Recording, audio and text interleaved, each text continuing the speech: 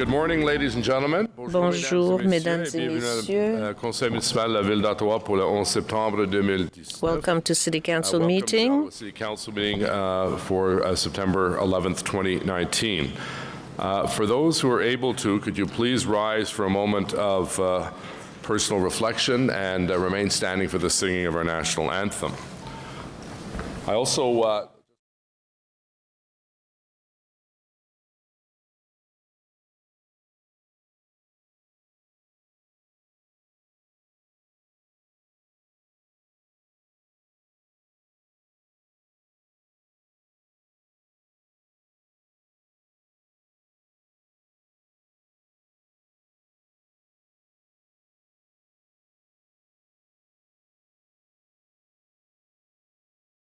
condolences to the family, friends, and colleagues of Michael now mourning his loss. Au nom du Conseil municipal de la Ville d'Ottawa, je tiens On behalf of City Council and the City of Ottawa, I wish to convey my deepest condolences to the family, friends, and colleagues of Michel, now mourning his loss. We build enduring relationships with our colleagues, and the tragic circumstances of Michael's death is felt across the city and has devastated everyone who knew him. City flags will remain at half-mast until sunset on Saturday, September 14th, as we remember Michael and seek to comfort those dealing with this tragic loss. Today, we also pay tribute to Mr. Frederick Alexander, a former councillor for the Township of Osgood from 1975 to 1988, who passed away on Monday, August 26. I extend on your behalf my deepest sympathies to the family and friends of Mr. Alexander. I extend my deepest sympathies to the family and friends of Mr. Alexander's on behalf of City Council and the City of Ottawa. Metcalf Client Service Centre were at half-mast on Friday, August 30th, the day of the funeral service, in recognition of his many years of public service. Please join me in a moment of personal reflection and silence as we reflect on the passing of these two individuals. Joignez-vous à moi ce moment. Please join me in a moment of personal reflection and silence as we reflect on the passing of these two individuals.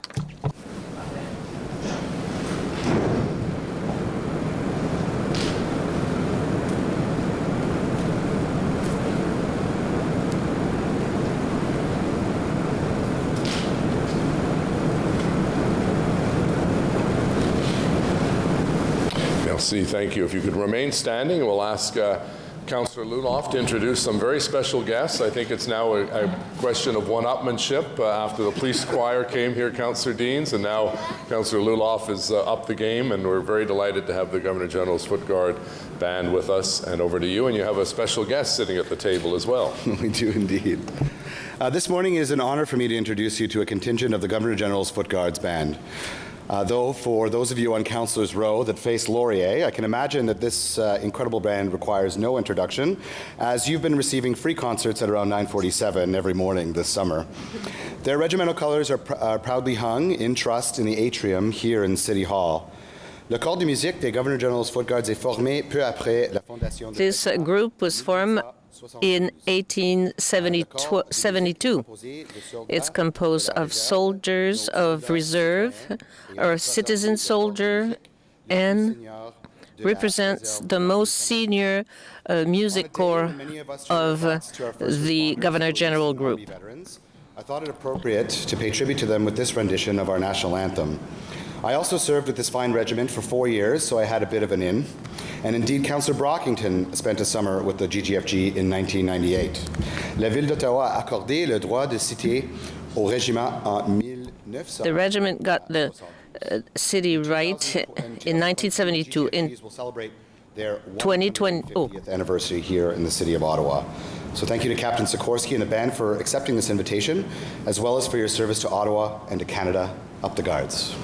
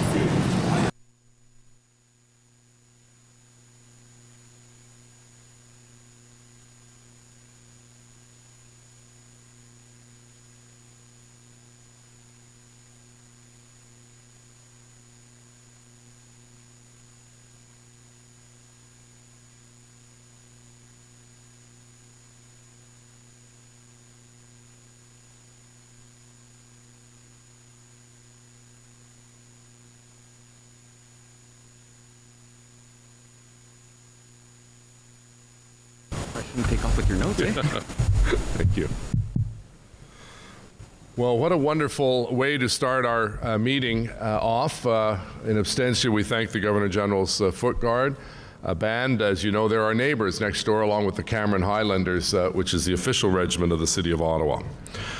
At this time, it's my honor to invite Mr. Bruce Campbell to the podium for this council's City Builder Award presentation. Bruce's City Councillor, Rick Shirelli, is not able to be with us today, but I'd ask Keith Egli and Jan Harder, who know the good work that Bruce does in Nepean, to come forward for the presentation. Welcome, Bruce, and family and friends who are here to celebrate all you've done for our community. So welcome, bienvenue.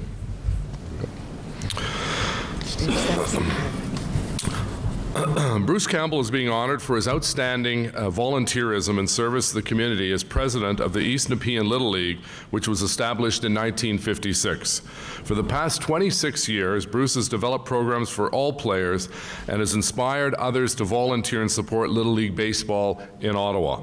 He is recognized for his work with the Little League International Advisory Board, Little League Ontario, and as treasurer of the Board of Directors of Little League Canada.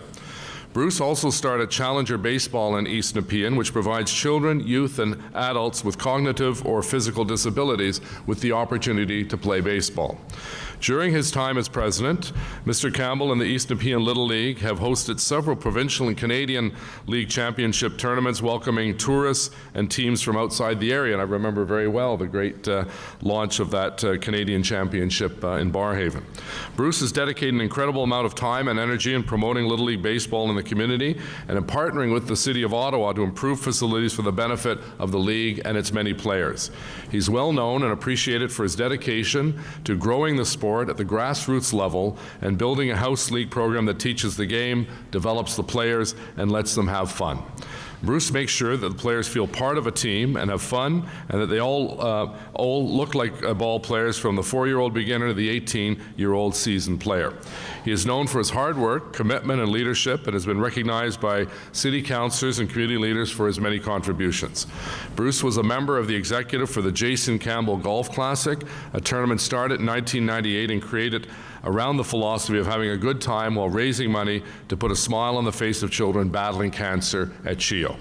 In 2013, he was presented with a commemorative gift as part of his induction into the Nepean Museum's Wall of Honor during the museum's 30th anniversary celebration. And in 2017, Bruce received the Sovereign's Medal for Volunteers, the highest volunteer honor awarded in Canada. I'd like to take this opportunity to thank Bruce for his many contributions to the community and, in fact, the entire City of Ottawa. J'aimerais saisir cette occasion pour remercier Bruce Campbell. I'd like to take this opportunity to thank Bruce Campbell for his many contributions to the community. It's my pleasure to present you with the Mayor City Builder Award. Thank you very, very much for the good work you're doing, Bruce. Congratulations. Thank you very much, Mr. Mayor. Hold on. Come on over here. We're going to take some.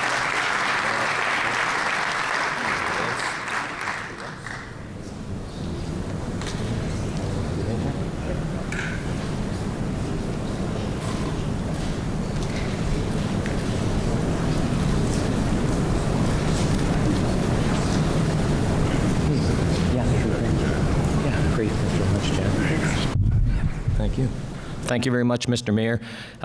What a wonderful opportunity to be invited to City Hall today.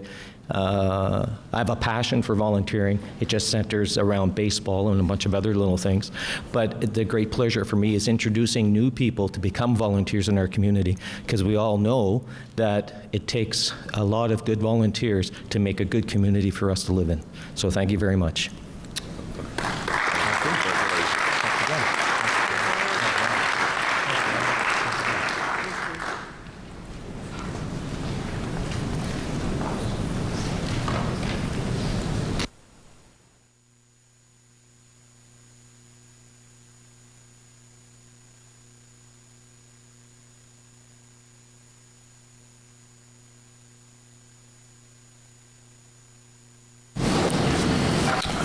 Roll call, please, Madam Deputy Clerk. Councillor Luloff. Présent. Councillor Dudas. Ici. Councillor Harder. Here. Councillor Sutz. Here. Councillor El Shantiri. Present. Councillor Gower. Ici. Councillor Kavanaugh. Here. Councillor Shirelli. Councillor Egli. Here. Councillor Deans. Here. Councillor Tierney. Conseil Fleury. Ici. Councillor King. Here. Councillor McKenney. Present. Councillor Leeper. Ici. Councillor Brockington. Here. Councillor Menard. Here. Conseiller Cloutier. Présent. Conseiller Blais. Councillor DeRoos. Here. Councillor Moffat. Here. Councillor Meehan. Here. Councillor Hubley. Here. Mayor Watson. Ici. Le quorum est atteint, Monsieur le maire. Merci. You have quorum. Vote confirmation of minutes from the regular council meeting of July 10th and the special council meeting of July 11th. Carried. Declaration of interest, including those originally arising from prior meetings. Déclaration de conflit d'intérêt. Councillor Deans, please. Thank you, Mr. Mayor. I, Councillor Diane Deans, declared a potential deemed indirect pecuniary interest on the following item to be considered at the City Council meeting of September 11th, 2019. Item number 4, Childcare and Early Years Service System Plan 2019 to 2023 and Provincial Budget Update, as my daughter works at the Centre Éducatif Tournesol Municipal Childcare Centre. Thank you. Councillor El-Shantiri, please. Thank you, Mr. Mayor. I, Councillor Eli Al-Shantiri, declare a potential direct procurement interest on the following motion to be considered at City Council meeting of September 11, 2019. Councillor Harder's motion regarding the continued suspensions of the applications fee with respect to demolished permits and building applications for flood-affected property, as I own a property in the area affected by 2019 floods event. Okay, thank you very much. Are there any other conflicts of interest to be reported? Communications is presented. Regrets, Councillor Tierney for city business and Councillor Shirelli advised they'd be absent from the City Council meeting of 11 September 2019. A motion to introduce reports. Motion portant présentation de rapport. Conseiller DeRoos. Seconded by Councillor Luloff, please. Councillor DeRoos.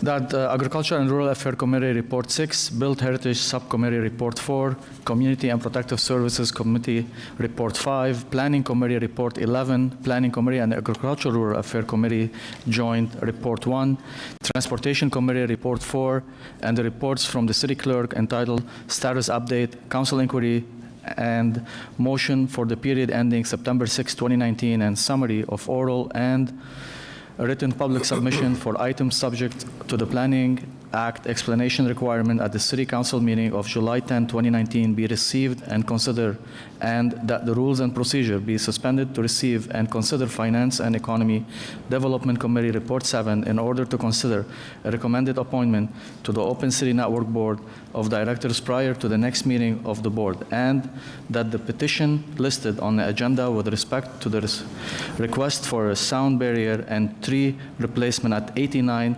Stonehurst Avenue be received. On the motion, carried.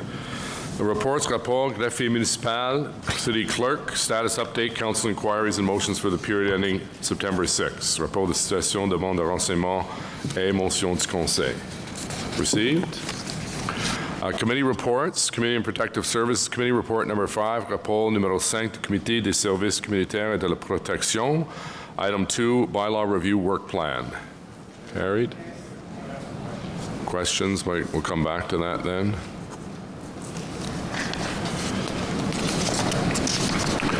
Item 3, Canada-Ontario Community Housing Initiative 2019-2022 and proposed amendments by the province of the Housing Services Act 2011, Initiative Canada-Ontario de Logement Communautaire. Carried. Item 4, Councillor Deans has stepped away from the table.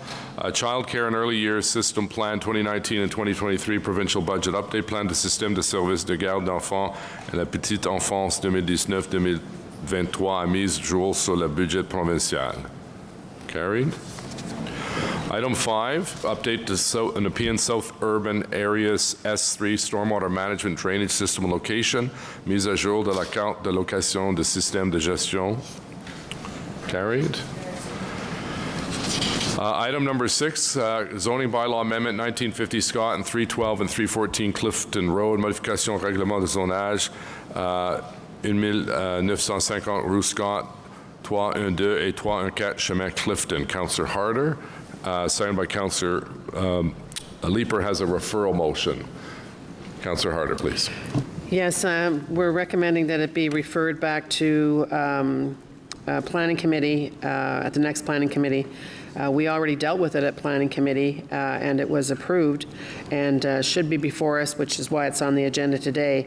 But it's come to our attention that all members that should have been notified on our notification list may not have received the notice, so therefore we are taking it back out, doing the due consideration and bringing it back to committee. Okay, so Councillor Leeper seconding that. Carried. Item number 7, zoning bylaw amendment 352 Aquaview Drive and 2165, 2175 10th Line Road. Modification de règlement de zonage 352 Promenade Aquaview et 2165 et 2175 Chemin 10th Line. Carried. Item 8 is zoning bylaw amendment 975 Woodruff Avenue and 2194 Benjamin Avenue. Modification règlement de zonage 975 Avenue Woodruff et 2194 Avenue Benjamin. Carried. Item 9, new official plan, high-level policy directions, nouveau plan officiel orientation stratégique générale. Carried. Item number 10, Bill 108 update City of Ottawa comments on the proposed content of Bill 108 regulations, mise à jour sur le projet de loi 108. Carried, or received, I'm sorry. Transportation Committee Report number 4, rapport numéro 4 du Comité des Transports, Jockville Road, multi-use pathway, rail grade separation, environmental assessment, study recommendations, étude d'évaluation environnementale d'une saut de mouton ferroviaire au sentier polyvalent du chemin Jockville. Carried. Item number 12, motion crossing guards, motion brigadière scolaire. Carried. Thanks, Councillor Dudas. Finance and Economic Development Committee Report number 7, rapport numéro 7 du Comité des finances et de développement économique. Motion, Open City Network, Council appointment. Motion, Open City Network, nomination au Conseil d'administration. Carried. Would you like to speak on this one, Councillor? Is it a large discussion, or can we do it now?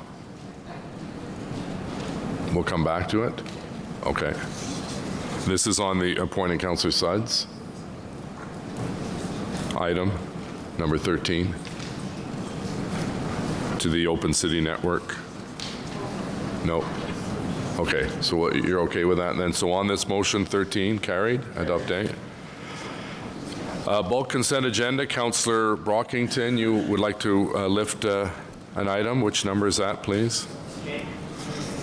Okay, and Councillor Cloutier? L'article numéro L. Okay. Item L Councillor, also is withdrawn. do you want to lift anything from the bulk consent agenda? Just on one of the commemorative naming proposals. Which one would you like? I'll take Harold Brown, just as an example. Sorry, which one? A? A, okay, just a second.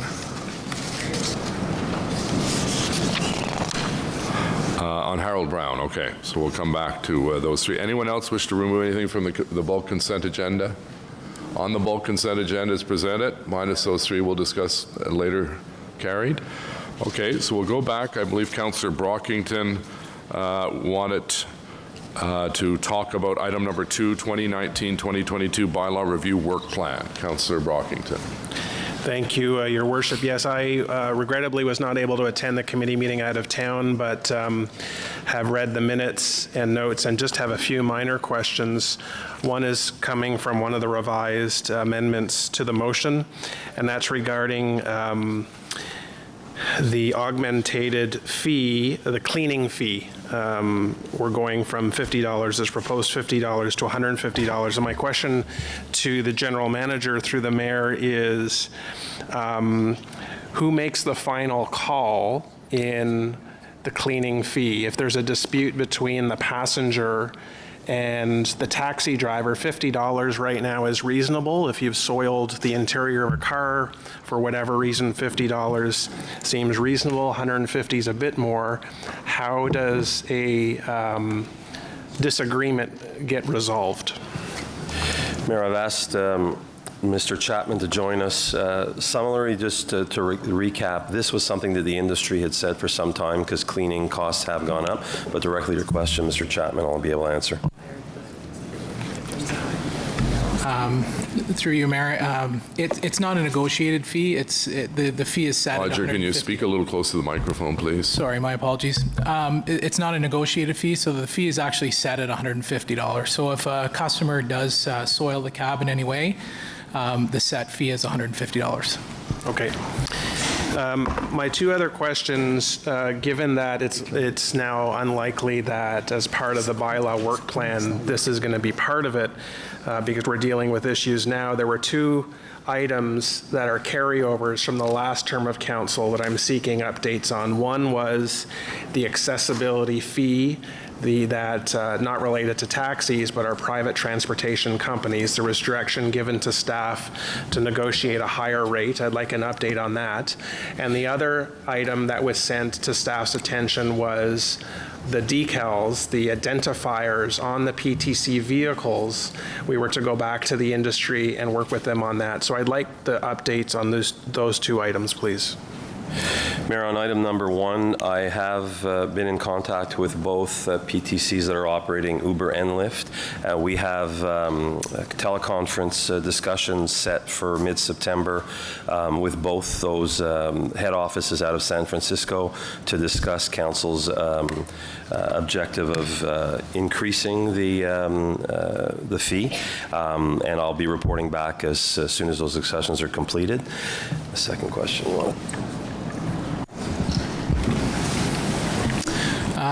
Through you, Mr. Mayor, the issue with the decals on the vehicle, so the bylaw is silent to that matter right now. So there is Lyft, for example, do offer the small lights that they put on the dash of the vehicle, and we're aware that there are Uber vehicles that do have the small sticker in the back window. This was a council decision back in 2016 not to include the requirement of those stickers as an identifier on those vehicles for a multitude of reasons. One being that it creates an opportunity for the PTCs to street hail, to be more identifiable. So it's in our opinion that it's not a good idea for the decals to be on the vehicles, but we have agreed to have discussions with the companies to see where we can go with that. Yeah, my understanding was direction was given to staff. There have been reported incidents, particularly in the market, where people have gotten into vehicles under the assumption it was their arriving PTC vehicle when in fact they're not. They're being preyed upon by very unsavory people. And so that's how this issue came up, is that if we have taxis in this city, which are very identifiable, the PTCs are not. Many other jurisdictions, PTCs do have that identifier. Why is Ottawa not part of that? And so I thought direction had been given to look into this, and if this was going to be part of the bylaw review, that would just be absorbed into it. But since we're not, it's still my assumption that's something that our staff are going to be following up on. So I just want to have confirmation that that will be looked into.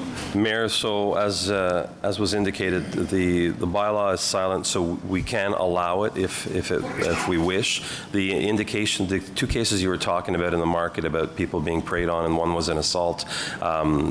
We had that discussion at committee. Don't want to get into it too much detail here, but as you know, when your Uber car arrives, the type of vehicle, all that is indicated. Yes, the individuals that were preyed upon there by, as you describe, unsavory people were intoxicated and they got taken advantage of. So there's an item there. But as Mr. Chapman indicated, our biggest worry was street hailing would be beginning and the competition on the side for taxis, which was not allowed under the PTC law. That said, we are in discussions with both Uber and Lyft, and I can reassure you too, when I have my discussions with both head offices on the fee, we'll bring this item up as well too, and I can report back directly to you if you wish. Thank you. I appreciate that. A interior windshield sticker costs 10 cents for Uber. 10 cents. So I'm not sure why every other jurisdiction I go to that has Ubers that have an identifier, why we can't do this in Ottawa. So I appreciate the commitment to follow up. Thank you.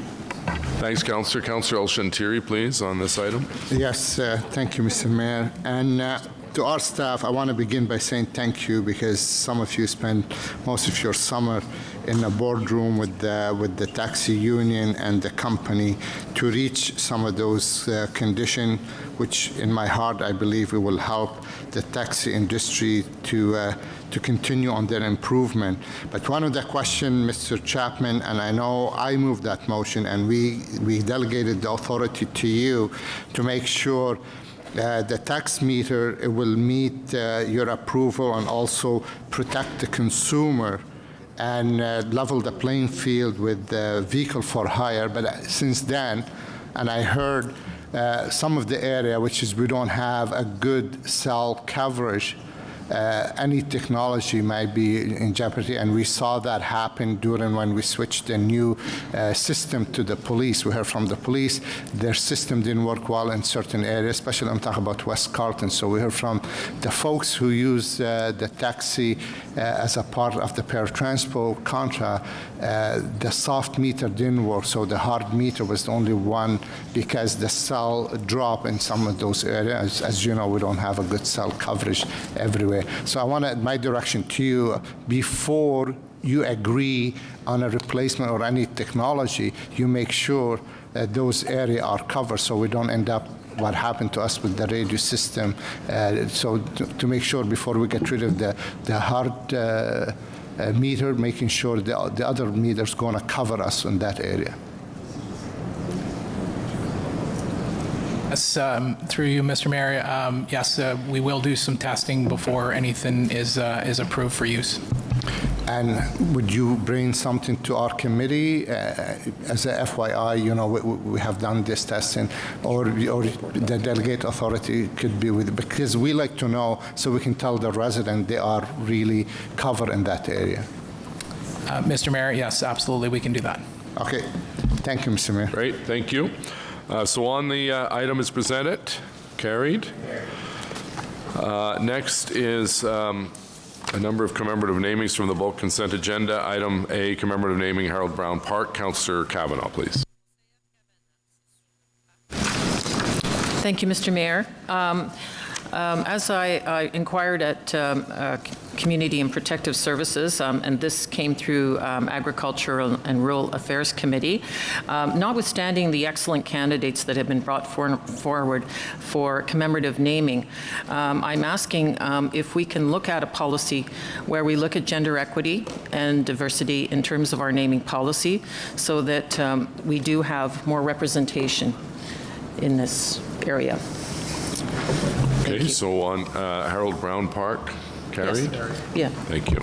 Item K is commemorative name proposal Kathy Ablett, proposition de nom de salle Kathy Ablett. Councillor Brockington, please. Thank you, Mr. Mayor. I appreciate that this went through committee last week. Again, I was not able to attend the committee, but I wanted to take just a brief moment to talk about my friend, the late Kathy Ablett. Kathy was a longtime community leader and resident of Hunt Club. Kathy was a 27-year school board trustee with the Ottawa Catholic School Board, including a tenure as chair of the board. And she was not only the Catholic trustee for River Ward, but also Capital Wards. Kathy also served as a registered nurse for the patients of Dr. D'Souza at the Riverside Mall for many years as well until he retired.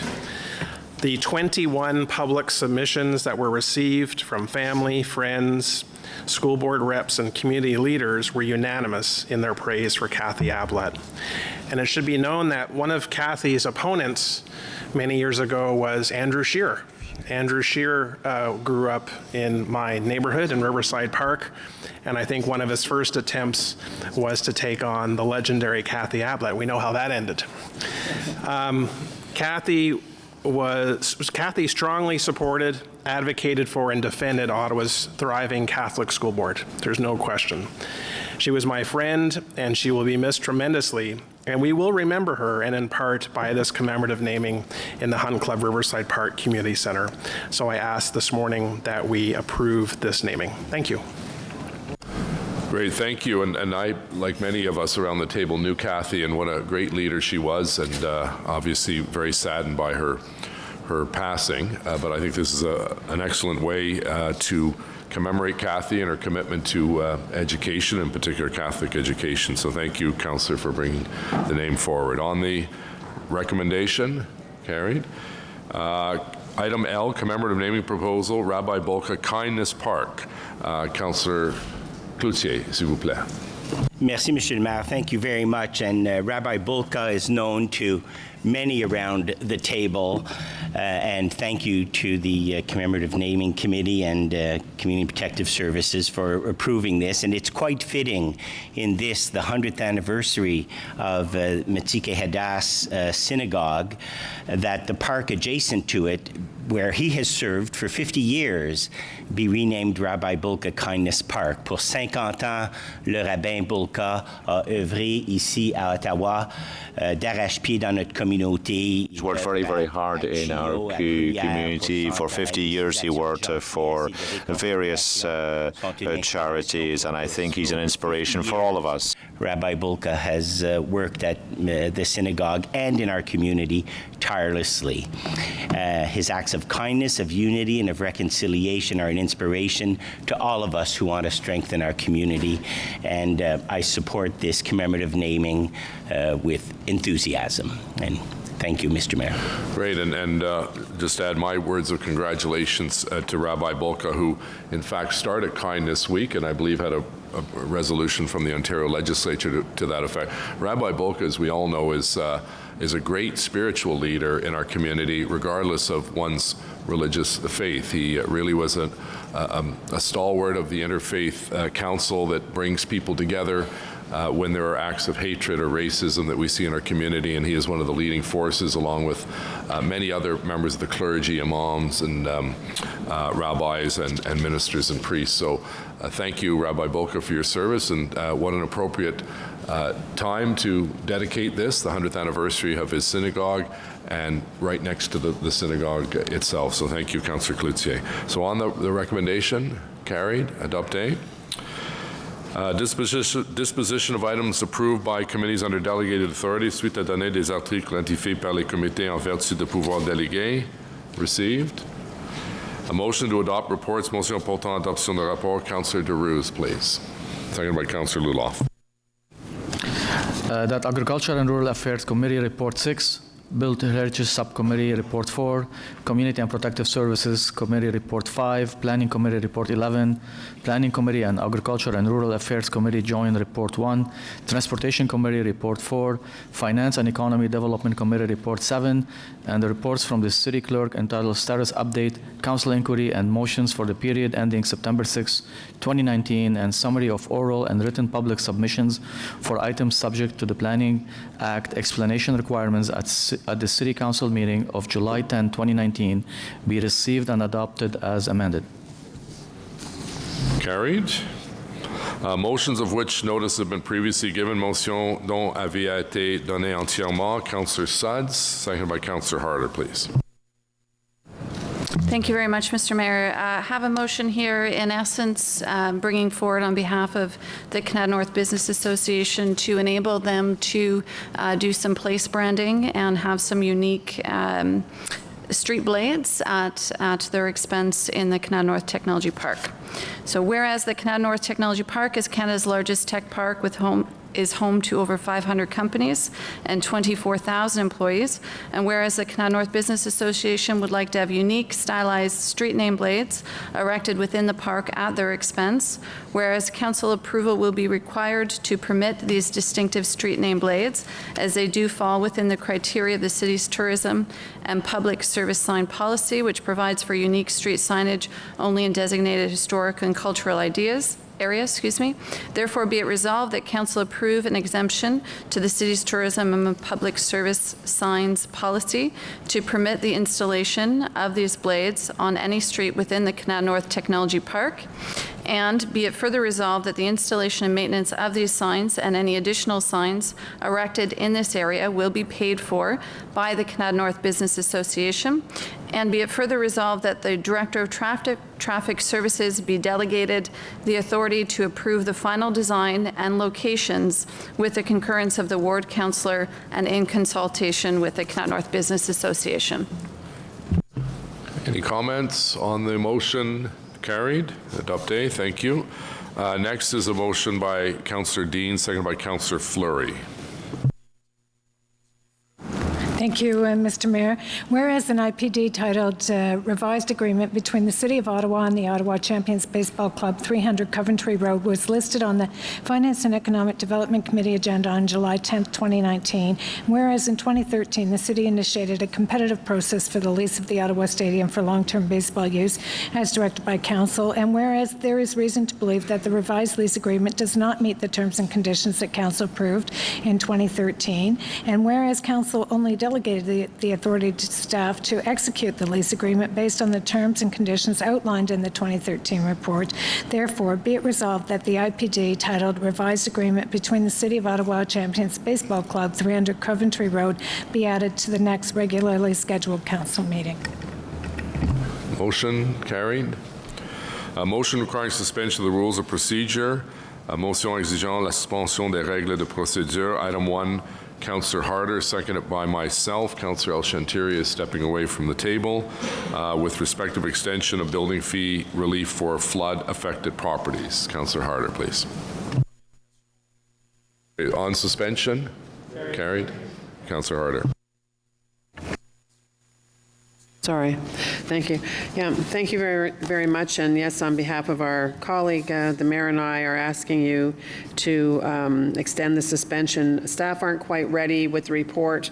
And as you know, we didn't have the August 28th meeting. So the extension gives us time to bring forward a motion to extend the timeline so that the fees for flood-affected properties continue the suspension of them until we do have a report that staff are readying as we speak that will be brought to Planning Committee and ARAC. Comments or questions on the recommendation? Carried. Item 2 requiring suspension is Councillor Moffat, seconded by Councillor Gower. On suspension? Carried. Rezone 1 collection contracts. Councillor Moffat, please. Thank you very much, Mr. Mayor. So I'll read the entire motion and provide some context. So whereas City Council on April 24th, 2019, as part of the Solid Waste Residential Collections Contract Renewal Report, delegated authority to the General Manager of Public Works and Environmental Services Department to negotiate, finalize, and execute a short-term 3-year curbside collection contract with each of the existing curbside collection service providers, including the in-house collections group, in accordance with Section 22(1)(d) of the procurement bylaw. And whereas staff was able to negotiate short-term 3-year waste collection contracts with 2 of the existing service providers for zones 2, 3, 4, and 5, but not with waste management for zone 1. And whereas after 2 months of meetings and discussions, waste management final proposal for waste collection services for Zone 1 was not in keeping with the terms and conditions of the November 2018 request for information, the RFI submission, as outlined in the April 24th, 2019 report to Council. And whereas the results of the November 2018 RFI indicated that there was little interest in the market outside of the existing contract service providers to enter into a 3-year curbside collection contract.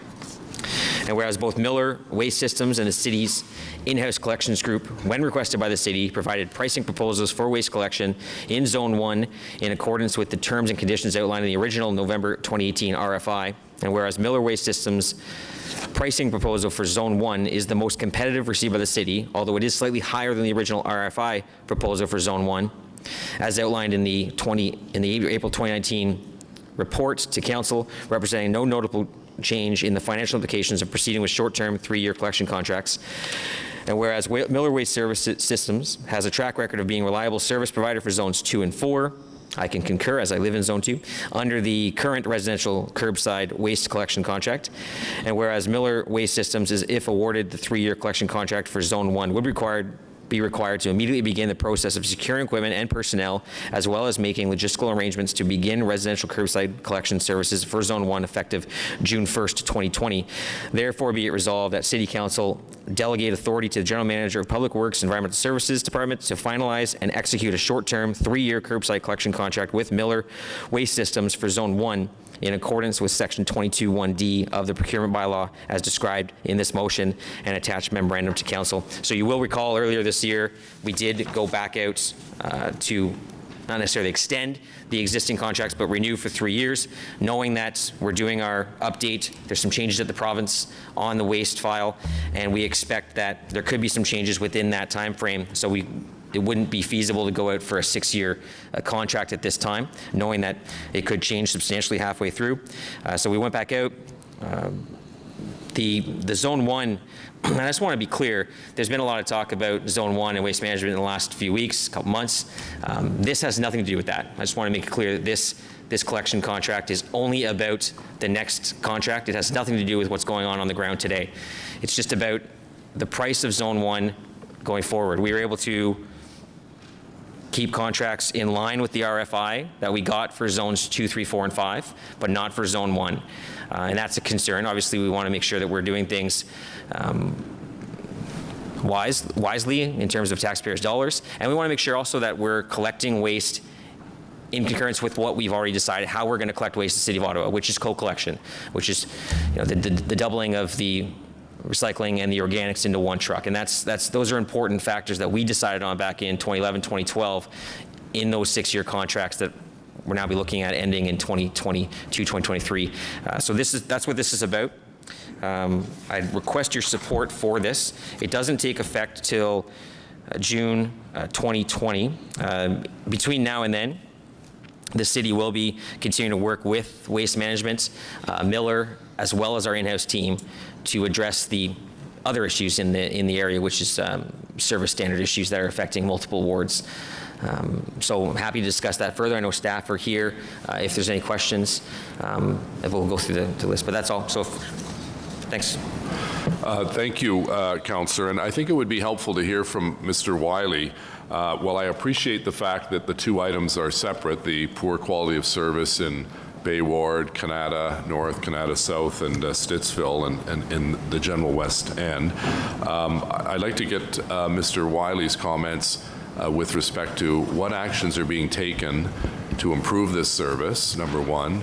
Secondly, now that if this council approves this motion, there's even more pressure on the employees of Waste Management to find other work, which will compound the problem. And people are upset about this, rightfully so. This is a basic municipal service, and people are having their garbage and recycling out on the street for 4 or 5 days. I did speak to the president of the company, and he assured me resources being brought in. But, are we fining the company, number one? Are we suggesting that they may have to pay retention bonuses to their employees to keep the staff there until the end of June? Could you give us some comment on that, Mr. Wiley, please? Sure, Mr. Mayor. First and foremost, I'd like to say we fully understand the frustration that is out amongst the residents that aren't getting their green bin, recycling, and garbage picked up. If you recall, Waste Management did early in the summer when we were having initial problems. We met with senior management. They put together a plan. They're executing on the plan, and I will say they continue to be partners in this. They're not walking away from the contract by any means. The plan was a longer range plan, so some of the elements, because of training requirements to get on trucks, aren't even coming into fruition till now.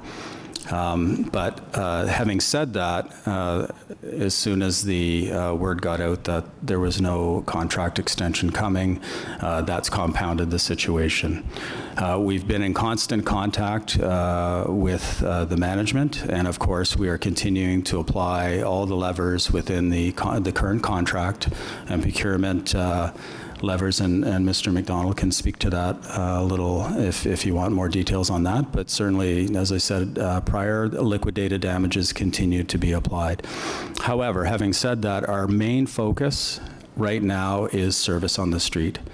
And we are doing everything humanly possible to ensure that service gets respectable again. Waste Management's making efforts in pulling in additional resources. They've got new drivers coming online. We are actually seconding back staff, former solid waste staff that now are in either roads, parks, or water. They'll be seconded back for a 6-week period, and we'll be putting them on any spare truck that we have and sending them over to Waste Management. And of course, we'll be recovering all our costs as we do this. We're also doing other innovative things things like pulling in our litter pickup packers from parks. They're smaller packers, but as I said, we're throwing everything we have at it. We're continuing to hire from labor temp agencies to help out. Having said that, and also we're also in discussions with other providers in Eastern Ontario to see if they can help out at all. Miller's helped this week. They were quite behind. The in-house group has helped this week. Our hope is that we get everything back to scratch because it's a compounding situation. The more they don't get collected, it spills into the next week, and they have troubles the next week, and then it continues to compound. So our hope is that we'll get things back to scratch, everything collected by this weekend or on this weekend. And then going forward, once we have the authority from council to seal this contract with Miller, we're going to encourage Miller to start talking to Waste Management about doing some innovative things like maybe subcontracting complete routes to Miller, so that helps out Waste Management, or even negotiating an early transition to Miller. Depending on what Miller's resources are. So those are all things that we're actively pursuing every day. And as I said, our main focus, I get the procurement side of everything, and Mr. McDonald and his team and our team are on that. But our main focus is continuity of service in the West End.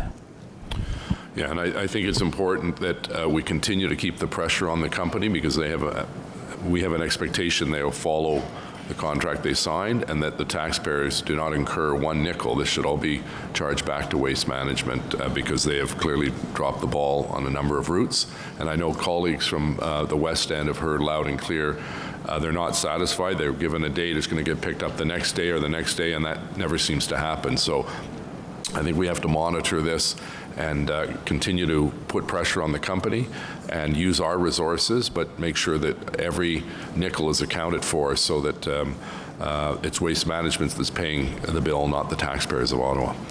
Okay, Councillor Gower, please, who seconded the motion. Yeah, thank you, Mr. Mayor. I was happy to second the motion. I support the staff recommendations.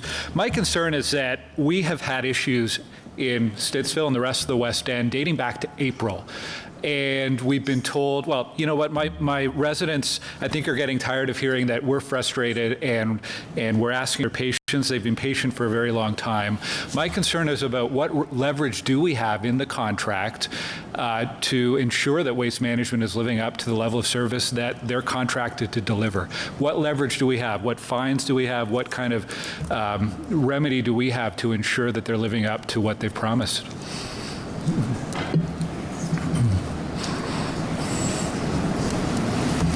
So, Mr. Mayor, the contract does include a number of liquidated damages and performance provisions which are actively being accessed by the city. We are administering the contract, and that we will continue to work with them. As Mr. Wiley pointed out, our priority to date has been continuity of service, and so all of the actions we have been taken have been in line with that overall objective. However, all costs are being tracked and will be passed on to Waste Management through our contract administration process. And so within the contract, there's a mechanism to recover costs for things like extra trucks that we've sent out.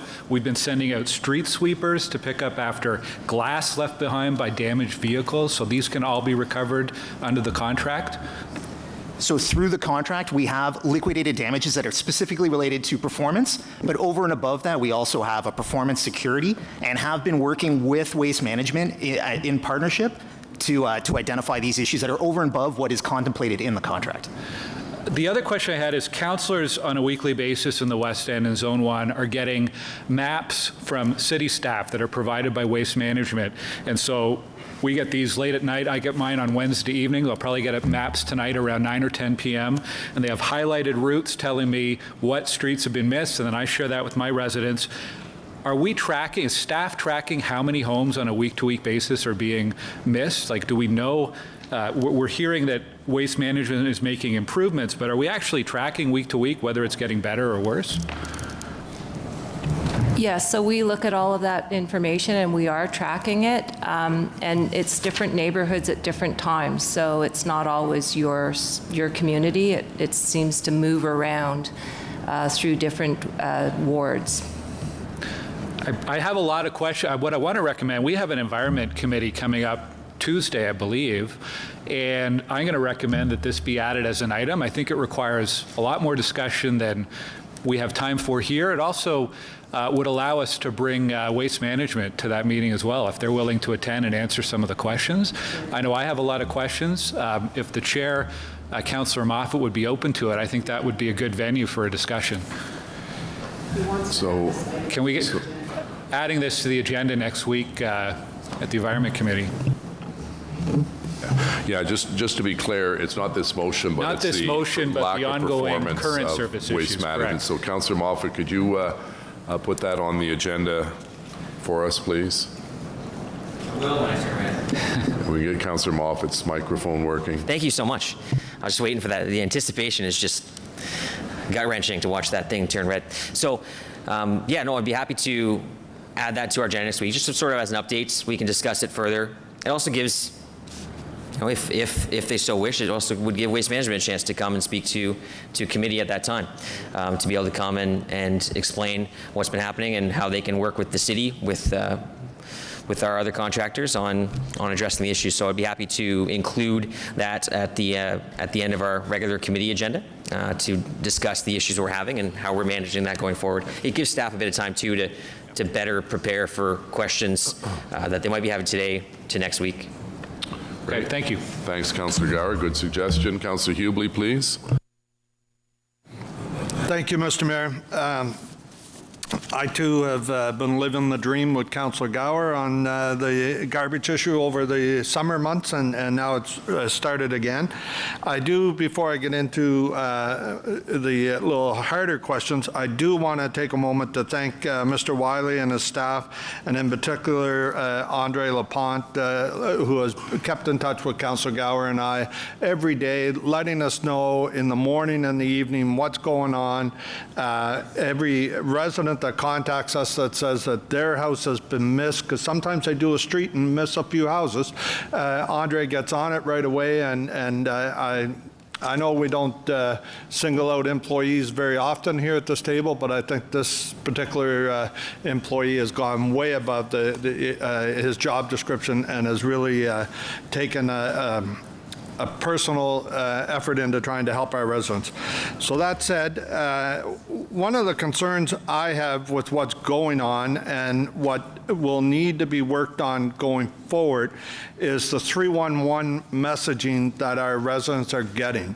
I have copies here of emails from residents saying that you know, they contacted 311 to say their garbage wasn't picked up, and they're getting a message that it'll get looked after in the next 4 or 5 days.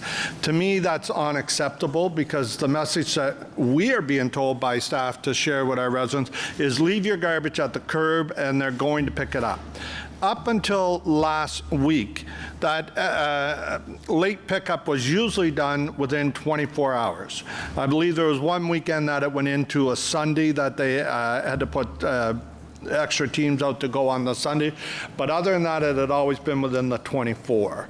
This past weekend, Mr. Mayor, really changed for us. We have in my area, and I believe Mr. Gower and Councillor Kavanagh may be the same, on Saturday night, we still had waste from Thursday and Friday that was not picked up. The message we were told to tell our residents is leave it out, they will pick it up on Monday. I drove around my community Monday morning to see what was going on and did not see one single waste management truck. I drove around again later in the day when I was able to get back out to Canada, and I didn't see any of those bins emptied. So I want to confirm, did they or did they not show up for work on Monday?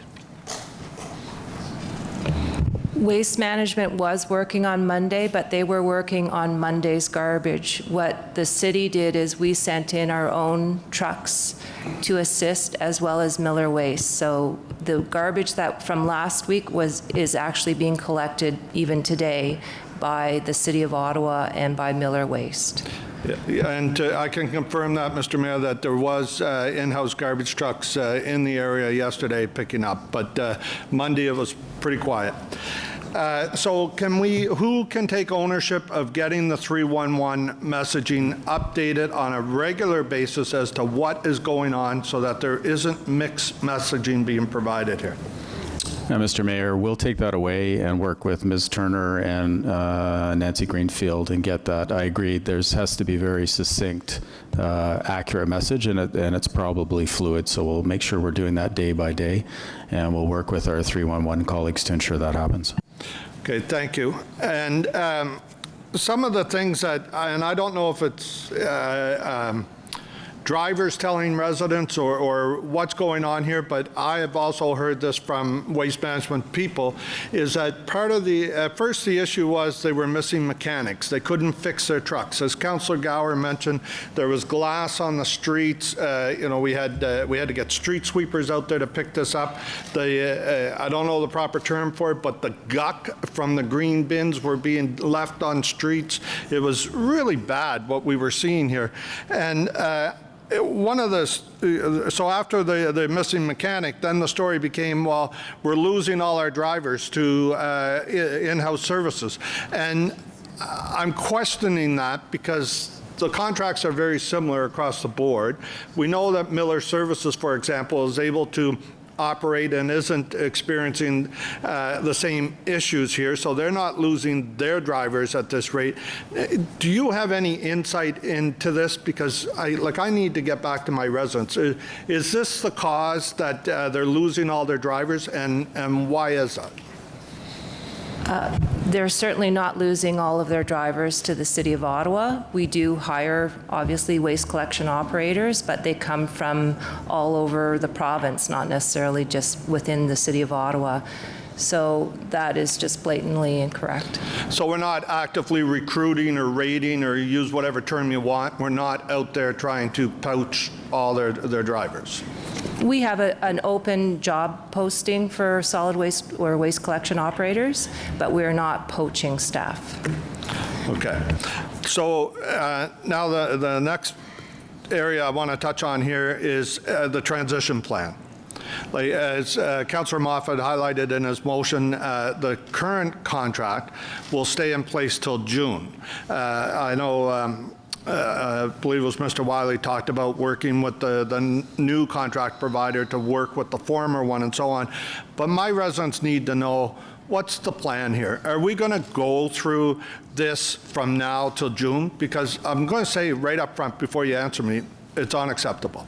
We cannot ask our residents to pay the garbage fee and get a substandard level of service. It's 3-4 days of stuff being left on the street is totally unacceptable to me. So what's the plan to make sure that they are held, whether it involves legal services or whomever? What do we have to do to get this company to live up to its contract till June? Mr. Mayor, I agree with the mayor. It's totally unacceptable. Or I agree with the councillor. It's totally unacceptable. I think the biggest thing that'll make a difference here is passing this motion today. We can then start approaching Miller and Waste Management. I understand they've already been talking, and we will encourage an early transition. I think that's going to make the biggest difference.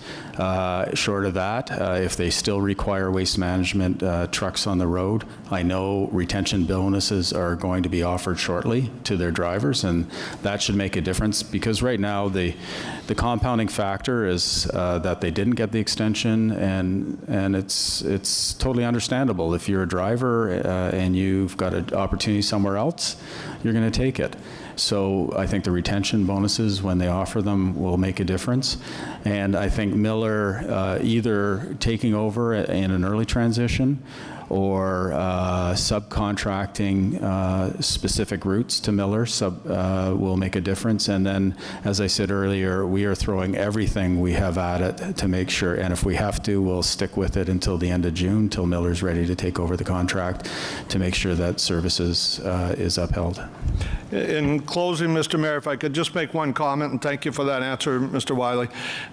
I think it needs to be noted that Waste Management for over a decade was a great partner with us. They were a great service provider. We had very few issues over my 9 years in working on this with the company. They were a very good partner. So I think that is part of what's leading to this frustration, because we just did not see this coming. So I think it's worth acknowledging, Mr. Mayor, that they were in the past a very good partner, and hopefully in the future, whatever their issues are can be resolved. So thank you for answering those questions, and thank you, Mr. Mayor. Thank you, Councillor Hubli. Councillor El-Shantiri, please. Thank you, Mr. Mayor, and thank you to our staff. Mr. Mayor, is somebody here is going to speak on behalf of legal, or Mr. O'Connor, are you still answering some legal question? Mr. O'Connor, are you still answering legal question? With respect, Mr. Mayor, no, I am not. Mr. White is prepared to answer any legal questions. So can you have Mr. White join the party on the big table?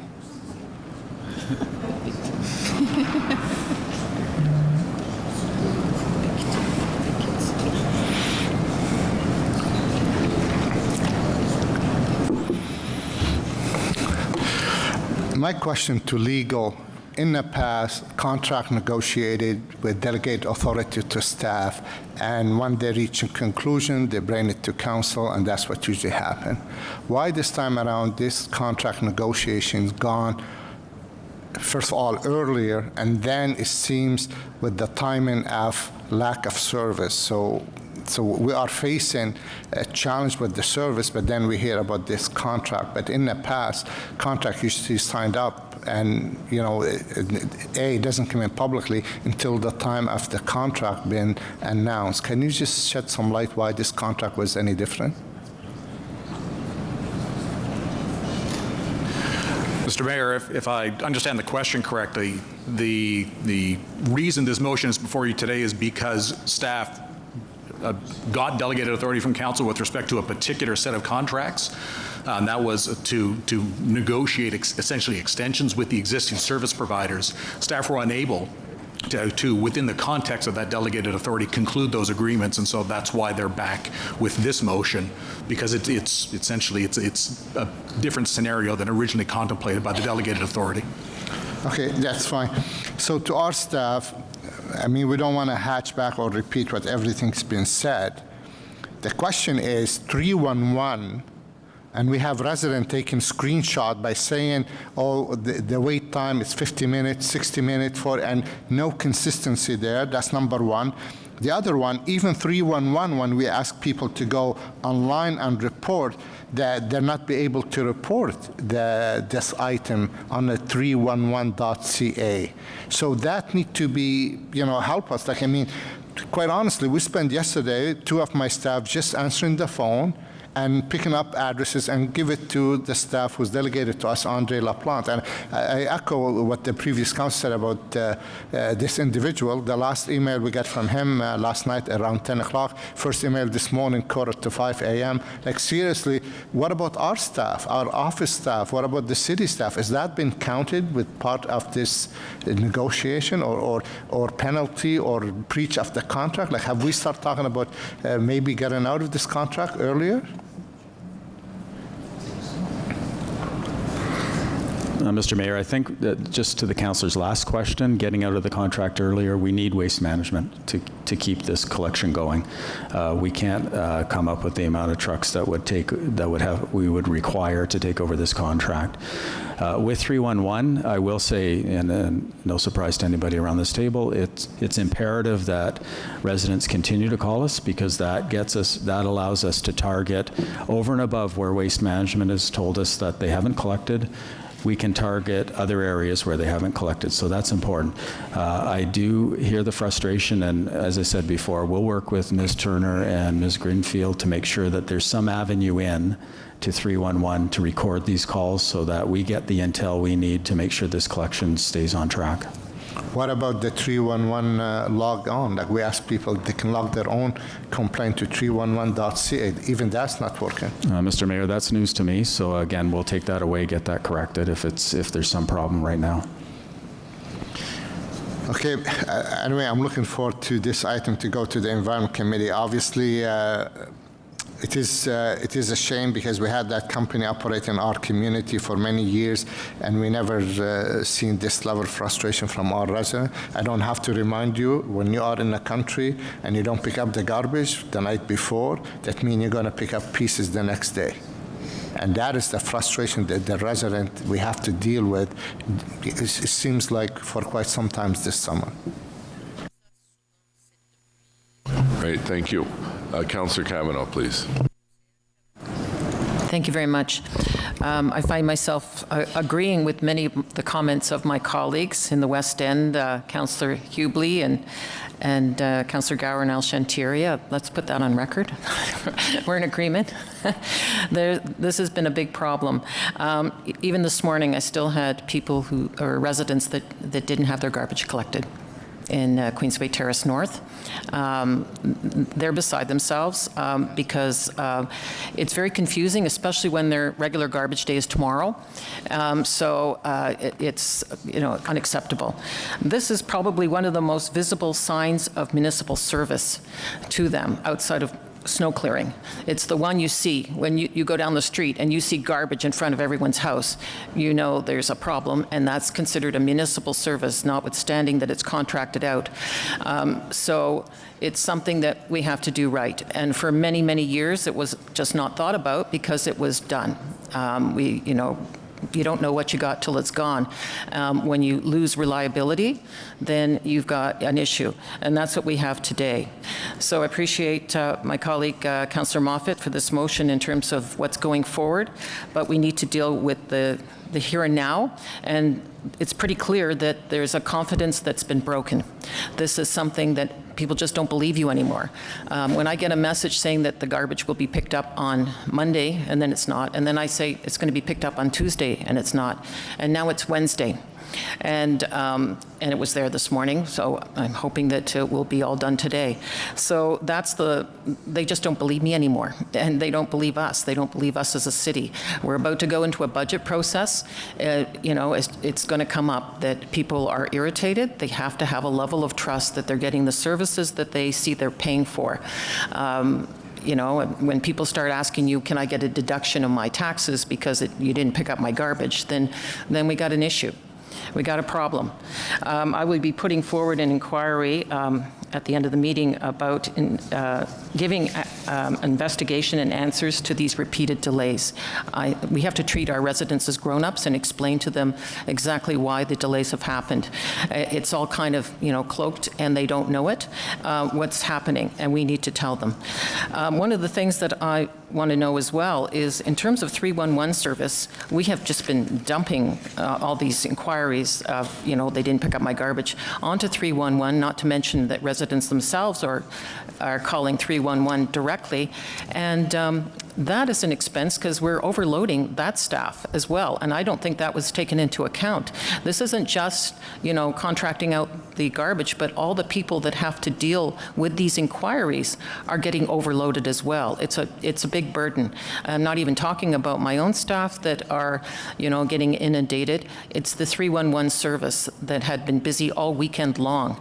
So all Saturday, all Sunday, it's not set up to answer a crisis. I mean, I compare it again to snow removal, where it's like a snowstorm of garbage, and people are treating it that way. So I think we need to really improve the communications. It's not convenient to send out communications on Saturday and Sunday, but it's necessary. We need very, very clear, up-to-date, tweets and everything else, but also very important to communicate with the councillors always, and that's happening. This is a new thing for me because we didn't have major delays. All the previous delays, I was able to say, well, it'll be just another day, and it is, but this one's been extraordinary. So we have a lot to look at, and that's why I'm going to make an inquiry on this. So I think that, we have to bring back that trust. Thank you. Thank you. Councillor Meehan. Thank you, Mr. Mayor. Well, I guess actually this question probably is a good follow to what Councillor Kavanaugh is talking about. residents need to rely on their service, and they want to know that they're getting the best service for their money. But the solid waste levy over the last little while has jumped significantly. Between 2013 and 2016, it was $82 for a single-family home, and then between 2016 and 2019, it's jumped by $2 a year. Now, staff is recommending the solid waste levy jump by $20 over 2 years, which it's not true. That's not true. Can I finish my question, please, Councillor Moffat? Go ahead, Councillor. Staff is recommending a $20 increase over 2 years to the solid waste levy. You're saying that's incorrect? Finish your question.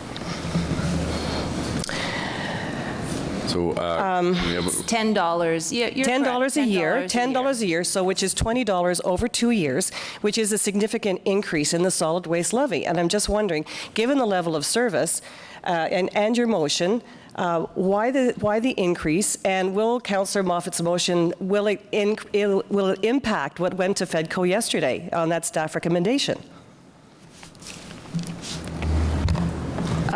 The solid waste fee is actually based on the actual cost of the program. So when the contract costs go up, it's reflected directly in those solid waste fees.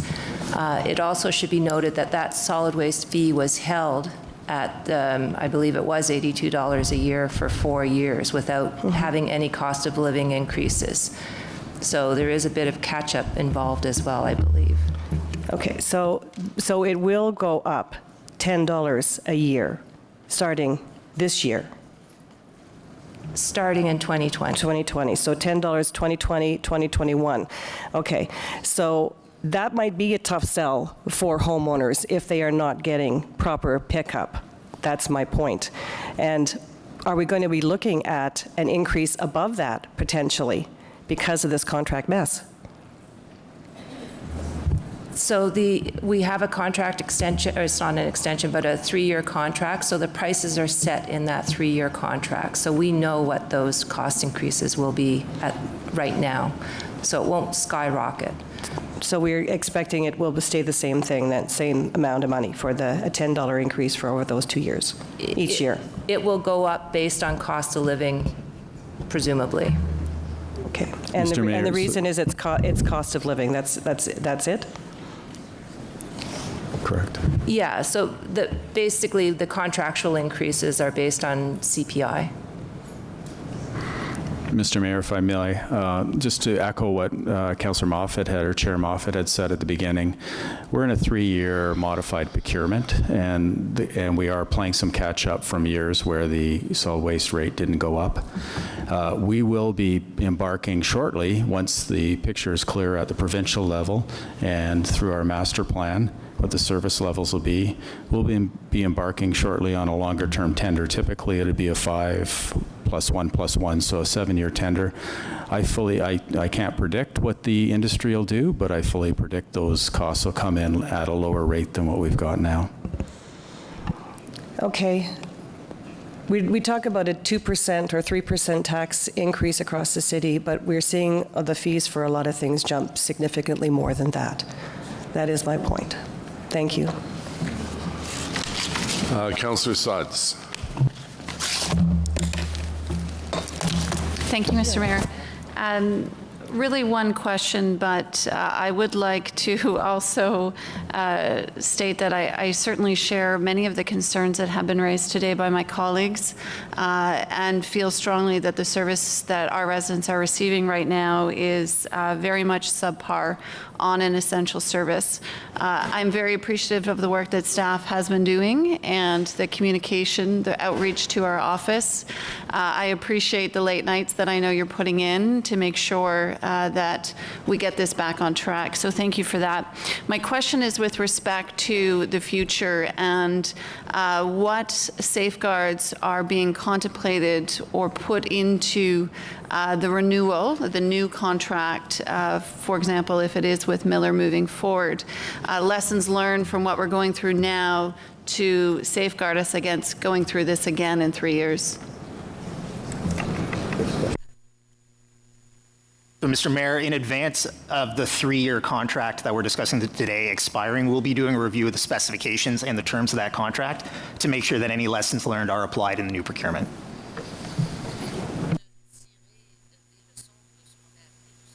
Councillor Moffat.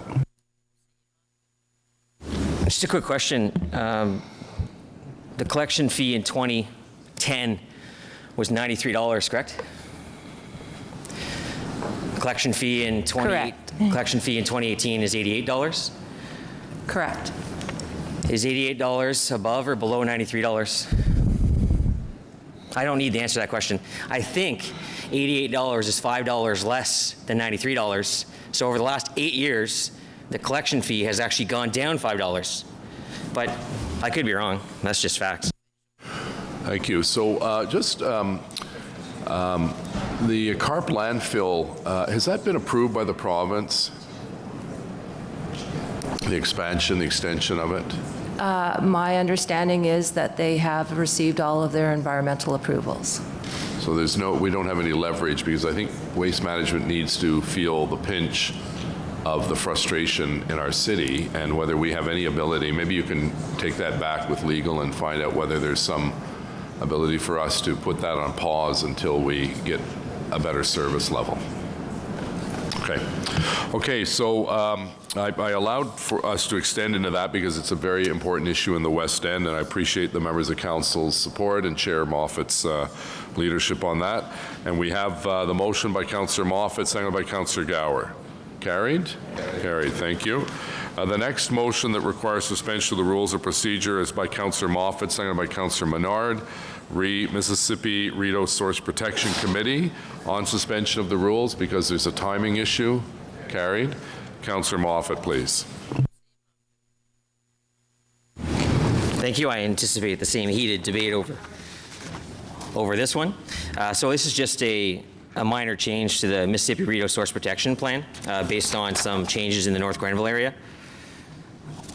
I might as well just read it. So whereas Mississippi Rideau Conservation Authority provided notice of proposed amendment to the Mississippi Rideau Source Protection Plan under Section 34 of the Clean Water Act on July 18, 2019, and whereas the original notice required a council endorsement of the proposed amendment by August 31st, 2019, and whereas the August 28th, 2019 meeting was canceled, and we already suspended the rules. Sorry, I was being repetitive.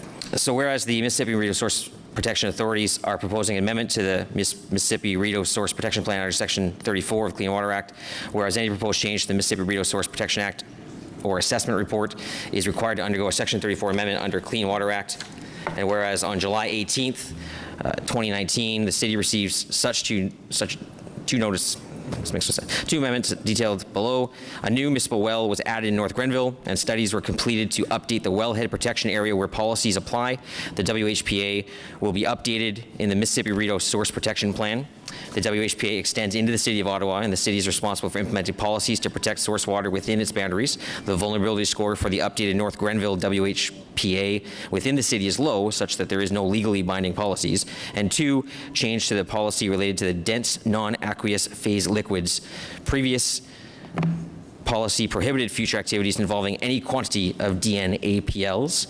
The new policies allow the storage and use of small quantities of DNAPLs contingent on the negotiation of a risk management plan. The new policy better meets the intent permitting future land use activities while still protecting the drinking water source. And whereas staff and infrastructure services have reviewed the proposed amendments and have the view that the proposed changes will have minimal impact on future activities and approvals within the City of Ottawa, therefore be resolved that the Council approves the proposed amendment under Section 34 of the Clean Water Act to revise the Mississippi Rideau Source Protection Plan chemical policies for future threats and add a new municipal well system for a municipality of North Grenville into Mississippi Rideau Source Protection Plan and assessment reports. Okay, thank you. Any other comments? Est-ce qu'il y a des autres commentaires on the motion? Carried. The next item, Councillor Eglai and Suds re the 9-run event and using the city emergency logos on suspension. Carried.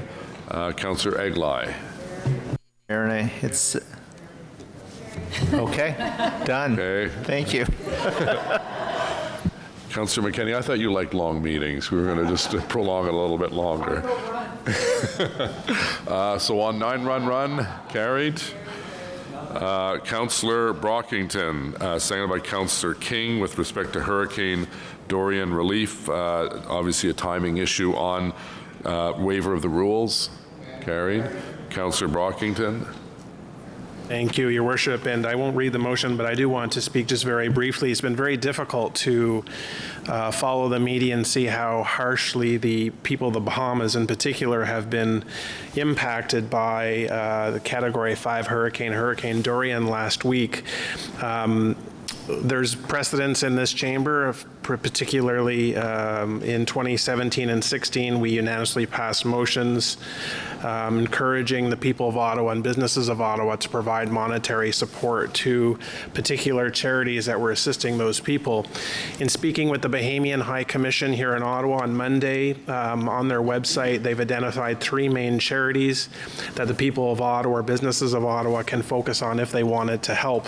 And so I will read the therefore clause that City Council extend its deepest sympathies to those impacted by Hurricane Dorian and encourage residents and businesses to donate to a charity of their choice that is committed to assisting the people impacted by this severe natural disaster in their time of need, which may include the Bahamian National Emergency Management Agency, the Red Cross, and to the National Association of the Bahamas.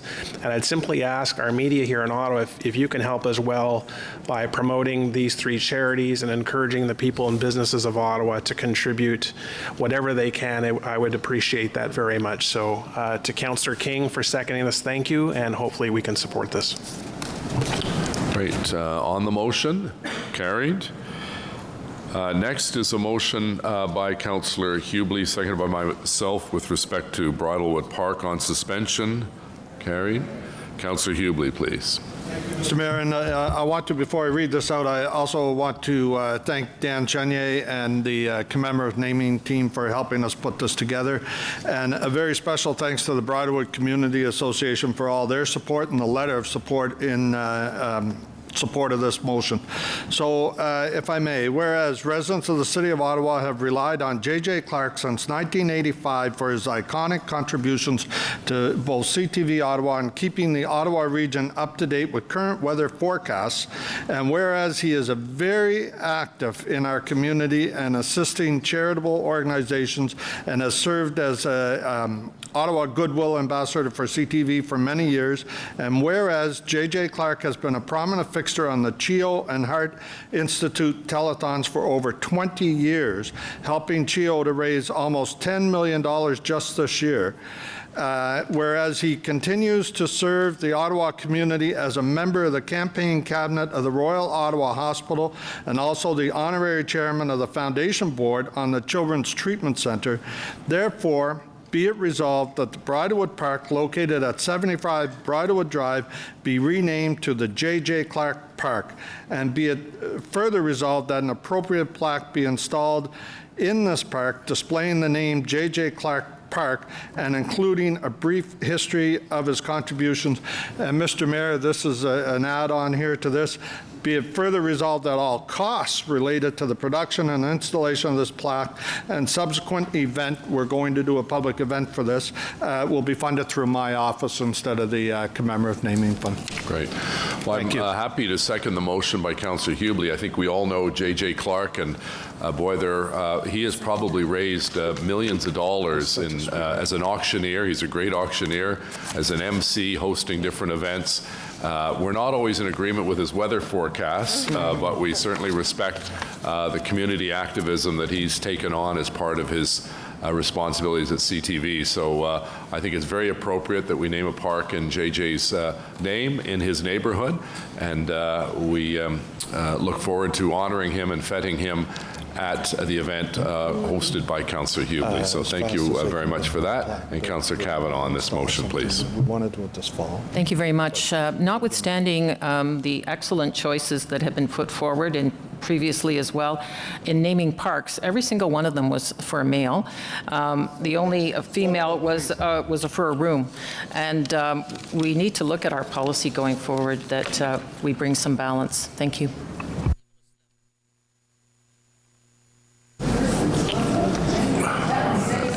On the motion?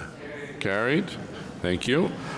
We have two other rules of procedures suspension. One is by Councillor Deans on behalf of Councillor Shirelli, seconded by Councillor El Shantiri with respect to Centrepoint Park.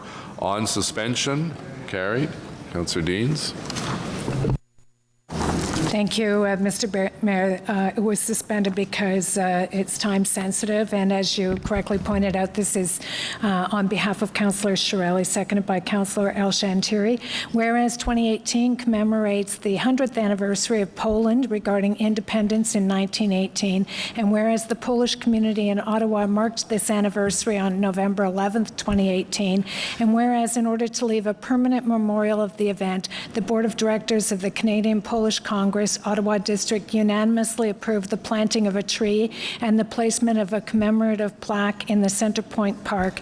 And whereas the cost of the commemorative tree planted in the spring of 2019 and accompanying plaque will be paid for by the Canadian Polish Congress Ottawa District, whereas the Canadian Polish Congress Ottawa District is planning an event in Centrepoint Park on September 21st, 2019 to officially mark this commemoration. Therefore, be it resolved that the City Council approve the installation of a plaque in Centrepoint Park to mark the 100th anniversary of Poland regaining its independence, and be it further resolved that the plaque read, "This tree was planted to commemorate the 100th anniversary of Poland regaining independence in 1918, and that it be done in Polish, English, and French."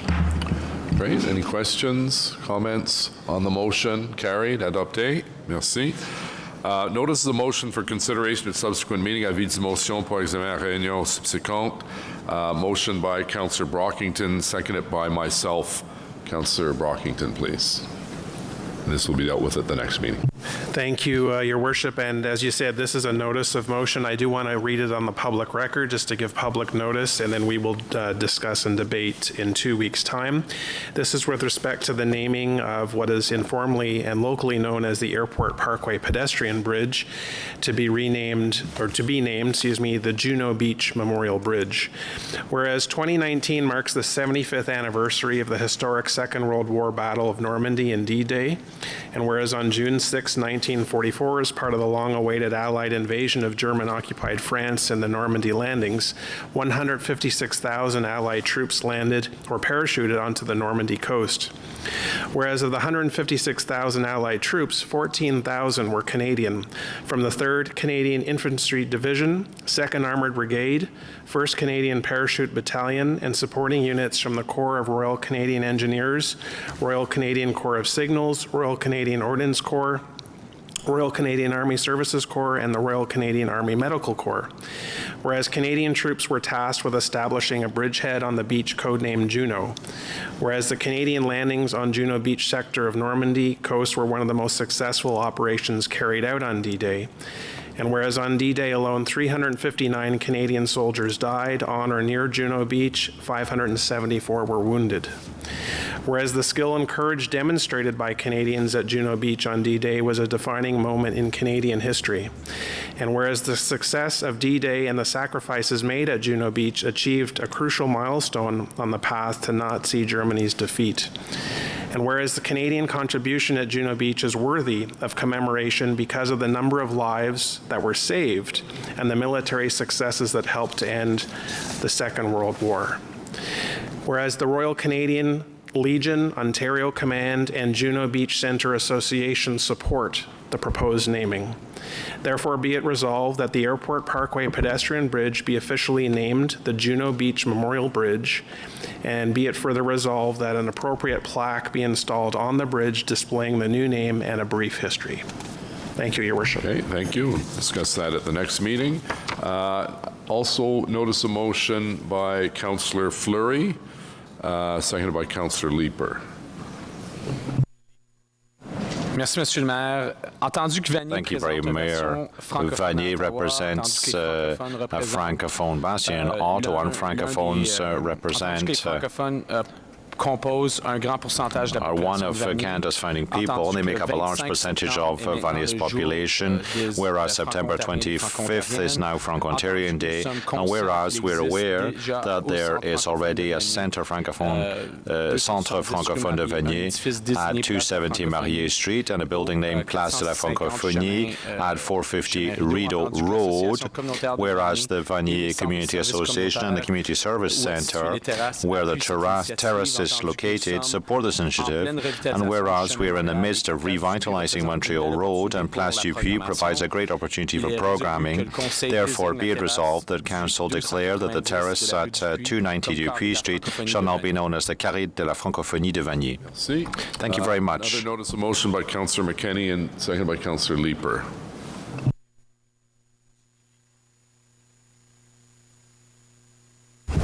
Thank you, Mr. Mayor.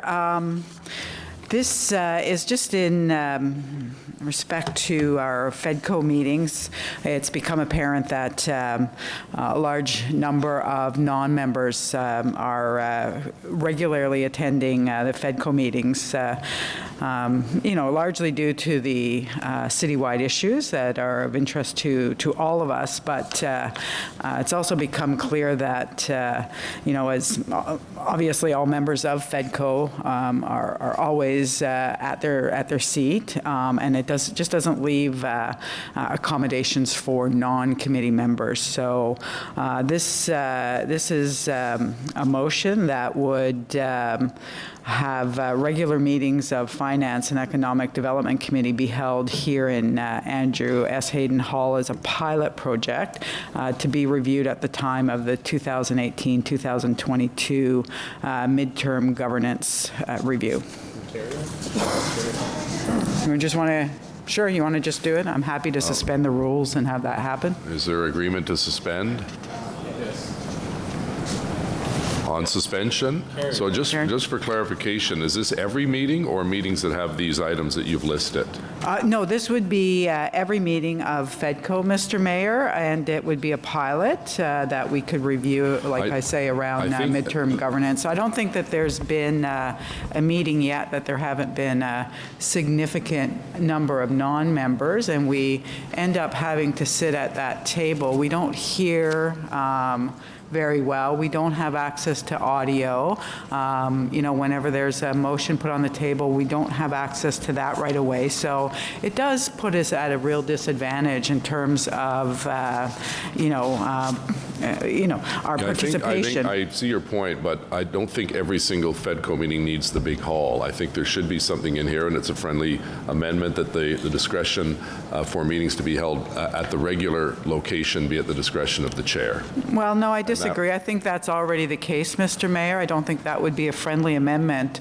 Since the beginning of this term of council, we have had most non-committee members attend, and we have a responsibility as councillors to be in attendance when something is a citywide issue. They always are at FEDCO, and I really don't see why it would be a problem for us all to sit around the table. We don't all get a vote, obviously. That's still FEDCO members, but it does allow us to participate on behalf. This is not about me, Councillor McKenney. This is about me. I represent a downtown ward. This is about every member who doesn't sit on FEDCO and who they represent across the city. We got to decide, is there support for suspension of the rules? Yeah, we already did that. You did that? Yeah. No, we didn't. Yeah, we did. Suspension of the rules? Oh, we did. You can do it again. Yeas and nays on suspension. Well, okay, so you know what? Just notice a motion. I'll just leave it as a notice of motion. Just Thank you. ask the city clerk a question. Yeah. Given the fact we dealt with this in this term of council, would this require 2/3 or 3/4? It's a notice of motion. Support? Yeah, 2 weeks, we'll decide. And at this point, no, Mr. Mayor, it would not. It's tabling of a notice of motion now, and I do not believe that it would require suspension when it came back in 2 weeks. Even though it was dealt with at the December meeting? Yes, Mr. Mayor, the way the motion is casted, it would be a trial period, as I understand the movers' I'm quite prepared to support it if the discretion is given to the chair. If we have a meeting that has a number of items that clearly are not going to attract a lot of members of council, which quite frankly does happen. I think it just makes sense for the chair to have that authority to allow the committee to meet in the smaller location. And I'm not, obviously, if we know that it's going to be a big item agenda, it makes sense to be here. So I'm looking for some compromise on the part of the motion mover. It too will be part of the pilot project. Perhaps we could do it this way then, Mr. Mayor. We could always have them here, and at your discretion, if you see it's a small meeting, then we could do maybe the reverse. Yeah, no, that's fine. That's what I want. So that it would always happen here. We can Yeah, and we the can assume fallback. that they will always happen here. Yeah. But if you feel that it's a small agenda item, a small agenda, and you want to send something out, 10 of us say, you know what, we still want to show up, even you know we can still have it Yeah, here. I think but I think it that's should be more that reverse option. I don't think we should have to argue to come here No, I'm every 2 weeks. agreeing with you. Okay. I'm agreeing with you. Okay. Excellent. Oh, that's so I'm saying unusual, yes. you know. So if we can put something to the wording to the effect that, what's that? No, I think we can deal with it now. If you know, I put something that, and that the chair of FEDCO be given the discretion to hold meetings at the Champlain Room if the agenda is not perceived as being attracting a number of people. No. Yeah, come back in 2 Why weeks. don't we I come back agree. in 2 weeks? Well, these are the kinds of things I don't think we should be taking a lot of time up with. I think there's Oh, I do. consensus by myself and the mover that we have that discretion. Notice a motion. All right, we'll have this grand debate. We have so many other important items to deal with at the next meeting. All right, any other notice of motion? Notice of intent from OCLD to hold the AGM of the shareholders at City Council meeting for September 25th. Notice of intent from the Integrity Commissioner submit a report to Council and inquire respecting the conduct of a member of Council for consideration at the 25th of September 2019 Council meeting. Motion to introduce bylaws. Motion portant présentation de règlement. Councillor DeRose, please. Seconded by Councillor Luloff. Thank you, Mr. Mayor. That the bylaws listed on the agenda under motion to introduce bylaws, 3 readings be read and passed. Carried. Thank you. Confirmation bylaw. Councillor DeRose, please. That the following bylaw be read and passed to confirm the proceeding of the council meeting of September 11, 2019. Carried. Councillor Kavanaugh, you were just going to follow up from your FEDCO presentation, a brief reminder to members of council. Yes, and I also have an inquiry after that. Okay, this is just to remind those who didn't make it out to FEDCO that we do have training coming up. This is for all council members.